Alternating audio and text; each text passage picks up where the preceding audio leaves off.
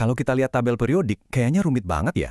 Tapi, gimana kalau saya bilang, seluruh struktur elegan itu sebenarnya diatur cuma sama 3 aturan simpel yang berlaku buat partikel terkecil di dalamnya, elektron. Yuk kita bongkar rahasianya bareng-bareng.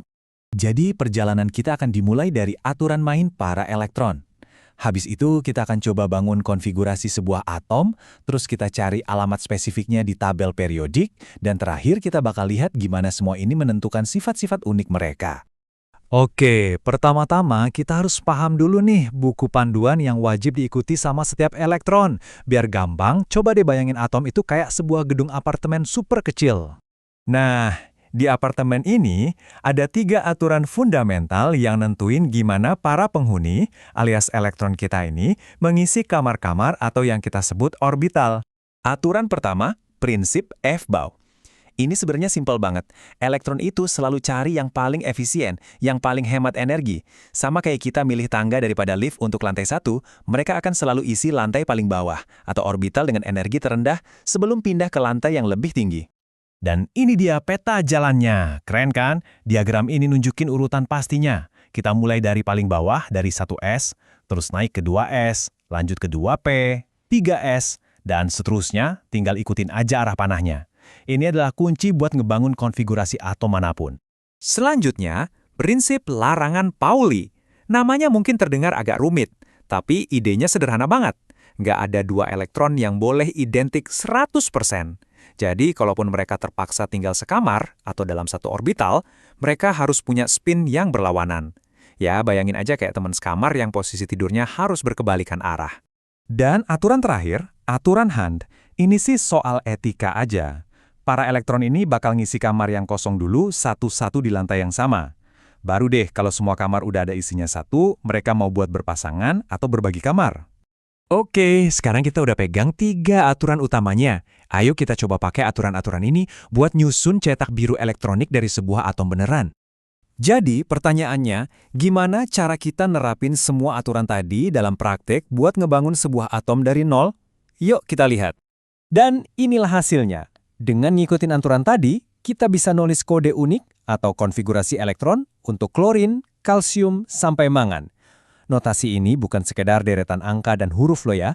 Ini adalah KTP elektronik mereka. Nah, disinilah keajaibannya mulai kelihatan. Konfigurasi elektron yang baru aja kita buat tadi, itu ternyata adalah alamat GPS yang super akurat untuk setiap unsur di dalam tabel periodik. Kuncinya itu ada di elektron paling luar, yang kita sebut elektron valensi. Angka kulit terluarnya, atau N, itu ngasih tahu kita baris keberapa, alias periodenya. Terus cara elektron-elektron ini tersusun di kulit terluar, itu bakal nentuin kolomnya atau golongannya. Kita ambil contoh klorin lagi. Lihat deh ujung konfigurasinya, 3S kuadrat 3P5. Angka terbesar di depan, N-nya adalah 3. Itu artinya dia ada di periode 3. Terus, karena dia berakhir di blok P dengan total 2 ditambah 5, yaitu 7 elektron valensi, kita tahu dia pasti ada di golongan 7A. Simpel kan? Nah, karena kita udah bisa nemuin alamat sebuah unsur, sekarang kita bisa mulai kenalan sama kepribadiannya. Dan bahkan memprediksi gimana perilakunya nanti. Pertama, kita mulai dari yang paling kelihatan, ukuran atom atau jari-jarinya. Polanya tuh jelas banget. Kalau kita bergerak dari atas ke bawah dalam satu golongan, atomnya makin gede. Ya wajar kan? Kulit elektronnya nambah terus. Tapi yang menarik, kalau kita gerak dari kiri ke kanan di periode yang sama, atomnya justru makin kecil. Loh kok bisa? Soalnya, jumlah proton di inti kan nambah. Jadi gaya tariknya ke elektron di kulit yang sama jadi makin kuat. Bikin atomnya jadi sedikit mengerut. Kita bisa lihat tren ini dengan jelas di data grafik ini, yang bentuknya kayak gelombang. Dan di sebelahnya, visualisasi ukuran atomnya juga keren banget, jadi kebayangkan perbandingannya. Oke, selanjutnya ada energi ionisasi. Gampangnya gini, ini tuh ukuran seberapa susah kita buat mencuri satu elektron dari sebuah atom. Trennya, kebalikan dari ukuran atom tadi. Logis banget kan? Atom yang lebih kecil, itu kan tarikan intinya lebih kuat, jadi dia lebih posesif sama elektronnya. Makanya, butuh energi lebih besar buat ngelepasin satu elektronnya. Terakhir, ada yang namanya afinitas elektron. Ini tuh ukuran seberapa ngebet sebuah atom buat nangkap elektron baru.